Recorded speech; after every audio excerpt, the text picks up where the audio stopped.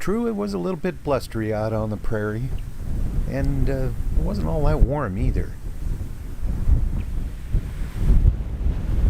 It looked sunny, and the day was actually kind of pleasant, except there was that wind.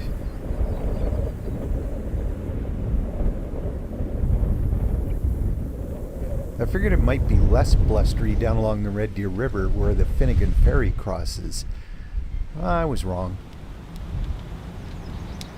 There are a lot of Saskatoon berries down there, and if you look carefully here, you can see a goldfinch munching away on them.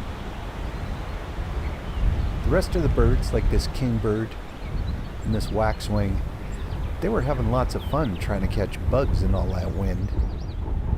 But I'd headed toward the Finnegan Ferry in the first place because of these guys. These are prickly pear cactus blossoms.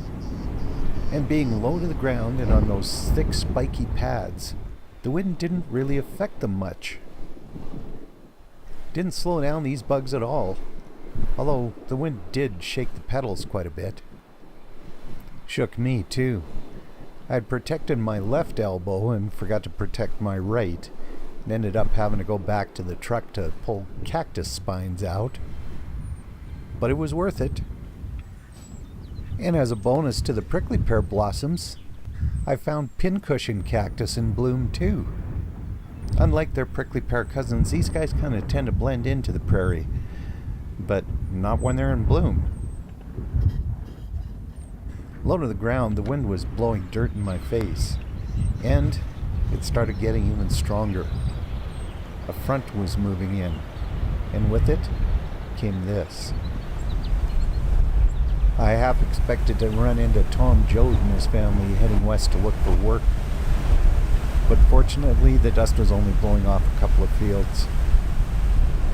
But I can't imagine what it was like in the dirty 30s when this was almost a daily experience.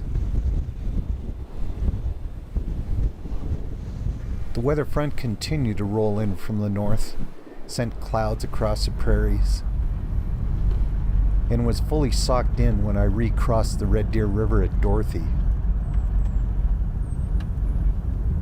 Rain was starting to move in as the clouds thickened, and the wind just kept on blowing.